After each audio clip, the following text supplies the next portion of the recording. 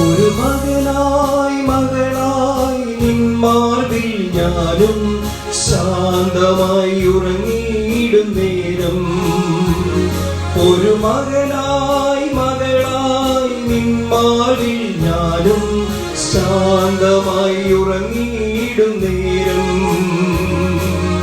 ഉറങ്ങാതെ ഉണർവോടെ കരുതും നിൻ കരങ്ങൾ.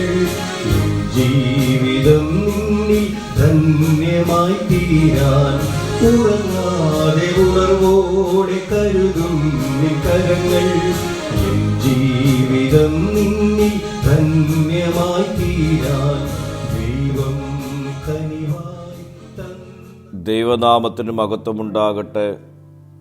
ഇന്നത്തെ പ്രഭാത ധ്യാനത്തിനായി 39 സങ്കീർത്തനം 2 വാക്യം. ഞാൻ ഉരിയാടാതെ ഊമനായിരുന്നു, നന്മയെ ഗണ്യമാക്കാതെ മൗനമായിരുന്നു, എൻ്റെ സങ്കടം പൊങ്ങി വന്നു.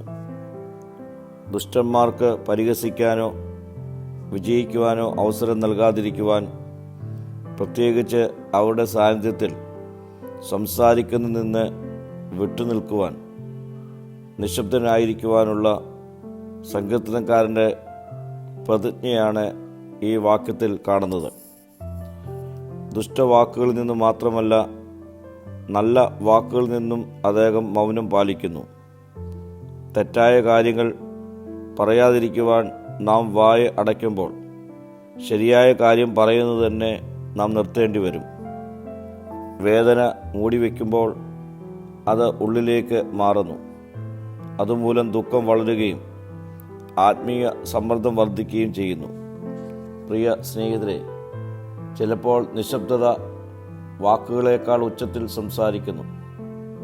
ഉണങ്ങാത്ത മുറിവുകളെയും പറയാത്ത പ്രാർത്ഥനകളെയും പ്രകടിപ്പിക്കുന്ന വിശ്വാസത്തെയും കുറിച്ച് അത് നമ്മോട് സംസാരിക്കുന്നു. എന്നാൽ ദൈവം നിശബ്ദ ഹൃദയങ്ങളെപ്പോലും ശ്രദ്ധിക്കുന്നുണ്ട്. ഒടുവിൽ നാം അവനോട് വായു തുറക്കുമ്പോൾ അവൻ നമ്മുടെ ദുഃഖത്തെ വിവേകമാക്കി മാറ്റുന്നു. പ്രാർത്ഥിക്കാം. കർത്താവേ, എൻ്റെ അമിതഭാരം എന്നെ നിശബ്ദനാക്കുമ്പോൾ നിന്നിൽ ശരണപ്പെടുവാനുള്ള കൃപ എനിക്ക് നൽകണമേ. മഹത്വം നീ എടുക്കണം. യേശുവിൻ്റെ നാമത്തിൽ തന്നെ. ആമീൻ.